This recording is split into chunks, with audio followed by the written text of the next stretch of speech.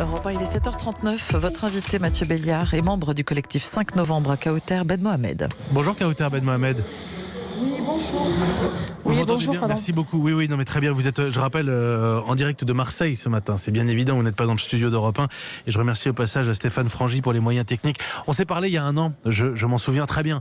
Kauter Ben Mohamed, vous étiez mon invité le soir après ce drame absolu que tous les Français connaissent désormais, l'effondrement de 2 immeubles, rue d'Aubagne à Marseille.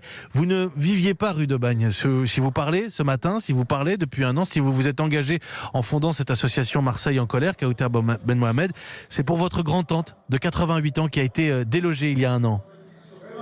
Pour ma grande-tante et pour toute ma famille qui se sont installés, enfin une grande partie de ma famille qui s'est installée dans les années 50 à leur arrivée. Et donc mes oncles ont des commerces là-bas, mes cousines sont nées là-bas et tous leurs voisins et tous les Marseillais de manière générale.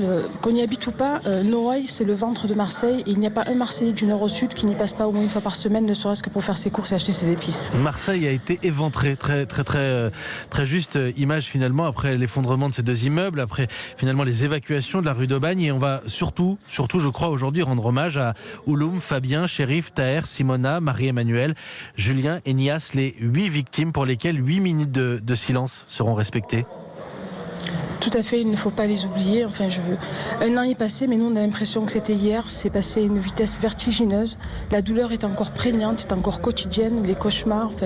Il n'y a personne qui réalise vraiment ce qui nous est arrivé. Je dis nous, qu'on y habite ou pas, parce que Marseille a été touché en son cœur encore une fois. Et vraiment, chaque Marseillais que je croise tous les jours dans la ville, à Noailles ou ailleurs, ne comprend toujours pas ce qui s'est passé, ne comprend toujours pas qu'on peut mourir dans son logement, alors qu'on n'a juste rien fait, quoi. Nous, on pensait au départ, quand on est arrivé sur les lieux, que c'était une bombe, qu'il y avait eu un attentat, parce que jamais on n'aurait pu imaginer que ce tas de gravats, que ces 2 immeubles, dans l'inconscient collectif, c'est le résultat d'une guerre, c'est le résultat d'une bombe, et c'est pas le résultat d'une vétusté, d'un abandon des pouvoirs publics, des quartiers populaires. Jamais on n'aurait pu imaginer ça.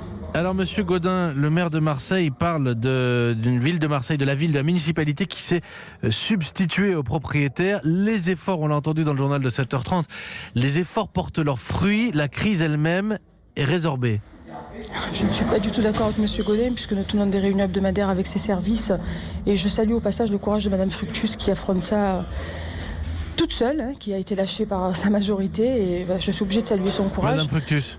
Madame Fructus, tout à fait, parce que c'est la seule qui assiste de manière très régulière aux réunions, justement pour essayer de trouver des solutions. Mais ce qui est catastrophique, c'est qu'un an après le début de cette crise et le début des évacuations qui ont suivi ce triste drame de la mort de ces 8 d'entre nous, nous en sommes à 4000 foyers délogés, nous en sommes encore à la gestion de l'urgence.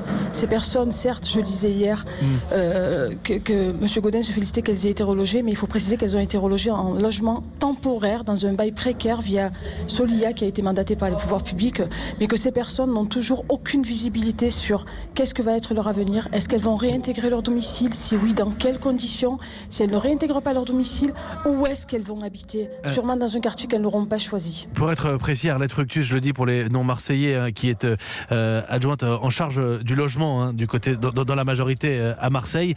Je reprenais un titre de la Marseillaise, le journal de la Marseillaise, l'encombrante et utile Madame Fructus. Pour vous, aujourd'hui, Jean-Claude Gaudin, il a peur de venir à ces commémorations ? Je ne sais pas s'il a peur, je ne sais pas si c'est de la décence, je ne sais pas ce que c'est, mais c'est vrai que au vu de son comportement... C'est le maire de Marseille, il manque aujourd'hui ? Il ne peut pas manquer puisque, au vu de son comportement depuis un an, la plaque n'est toujours pas posée. Nous l'avons demandé à maintes reprises. En ce qui me concerne, j'ai même voulu la poser de manière non conventionnelle. Mais bon, j'ai contacté les familles, voulaient qu'il y ait une autorisation du maire parce que ça leur tenait à cœur malgré tout. Mais je ne comprends pas. En fait, la temporalité de M. Gaudin et des pouvoirs publics n'est pas celle des personnes qui sont concernées directement par ce drame, à savoir les familles de victimes et toutes les personnes qui sont délogées, les voisins. Voilà. 400 arrêtés de péril ont été pris, 3000 personnes délogées dans les quartiers de la ville. Les associations parlent de 40 000 logements insalubres. Des gens, il faut le savoir, un an après, des gens sont encore à l'hôtel aujourd'hui. Ce n'est plus le cas de votre grand-tante Kauter Ben Mohamed, précisons-le. Elle a passé 4-5 mois à l'hôtel. Elle a 88 ans. Comment va-t-elle aujourd'hui ? Où est-ce qu'elle vit ? Elle va super mal, elle n'est plus à l'hôtel, je tiens à le préciser, parce que nous l'avons relogée, donc c'est sa petite fille qui l'a relogée à ses propres frais. Aujourd'hui elle va super mal, elle est complètement déconnectée de la réalité, elle ne comprend pas comme sa voisine de 80 ans, ce qui leur est arrivé. Aujourd'hui elle va tellement mal, elle est tellement désorientée qu'on a dû l'envoyer, enfin mes cousines l'ont envoyée en Tunisie, où elle se repose auprès des siens. Il faut comprendre qu'au niveau de la santé physique et au niveau de la santé mentale des Marseillais, et les évacués et les sinistrés de la rue d'Aubagne et hors rue d'Aubagne ont été fortement impactés, et qu'aujourd'hui, comme le disent les médecins de l'ARS, comme le disent les médecins des Médecins du Monde, nous sommes en période traumatique. Nous n'arrivons pas à accompagner correctement ces personnes et les aider à faire ce travail de résilience et à se soigner, puisque, encore une fois, il n'y a pas de solution, quoi.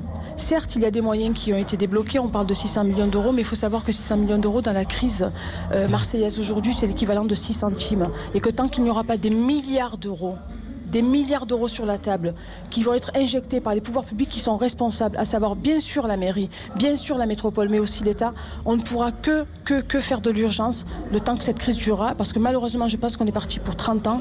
Excusez-moi de rajouter un mot, on parle des 4000 foyers délogés et non pas 3000, et c'est pas des personnes, c'est des foyers, et ça c'est des données officielles de la Solia, mais on oublie de dire que dans les 40 000 logements insalubres, et ce n'est pas les associations qui le disent, c'est le rapport Nicole et la Fondation Abbé Pierre, vivent 100 000 personnes qui sont dans des conditions de péril et structurel et de péril sanitaire, avec des problèmes de santé qui sont énormes. Alors ça tue de manière moins flagrante, mais ça tue tous les jours aussi. Et je suis content que vous ayez pu le dire ce matin en direct. Kaouter Ben Mohamed, merci beaucoup. Merci d'avoir pris quelques minutes.